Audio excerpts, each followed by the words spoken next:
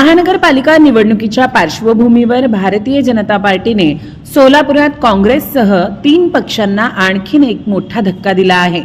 काँग्रेसचे माजी नगरसेवक असलेले सीए विनोद भोसले यांनी पालकमंत्री जयकुमार गोरे, आमदार सचिन कल्याण शेट्टी आणि आमदार देवेंद्र कोठे, भाजपाच्या शहराध्यक्ष रोहिणी तडवळकर यांच्या उपस्थितीत शनिवारी भारतीय जनता पक्षात प्रवेश केला आहे। त्यांच्यासोबत राष्ट्रवादी काँग्रेसचे माजी उपमहापौर प्रवीण डोंगरे, राष्ट्रवादी काँग्रेसचे माजी नगरसेवक दीपक राजगे यांचे सुपुत्र ओंकार राजगे तसेच शिवसेनेचे उपजिल्हा प्रमुख राहिलेले रविकांत कांबळे यांनीही भाजपमध्ये प्रवेश केला आहे।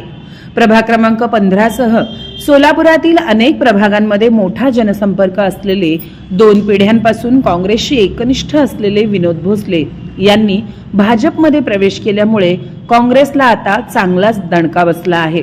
विधानसभा निवडणुकीच्या वेळी काँग्रेसच्या माजी नगरसेविका वैष्णवी करगुळे आणि काही दिवसांपूर्वी श्रीदेवी फुलारे तर शनिवारी विनोद भोसले यांनी भाजपात जाणे मनापासून पसंत केले आहे। त्यामुळे भाजपच्या दृष्टीने काहीसा अवघड असलेल्या प्रभाग क्रमांक 15 मधील 3 विद्यमान काँग्रेस नगरसेवक भाजपमध्ये दाखल झाल्याने प्रभाग क्रमांक 15च्या विजयाचा मार्ग आता सुकर झाला आहे। पण वरचेवर काँग्रेसला हे फटके का बसत आहेत किंवा काँग्रेसमधून भाजपामध्ये जाणाऱ्या अनेक नेत्यांची संख्या का वाढते आहे याचा विचार शहर काँग्रेसने मुळाशी जाऊन करणं गरजेचं आहे।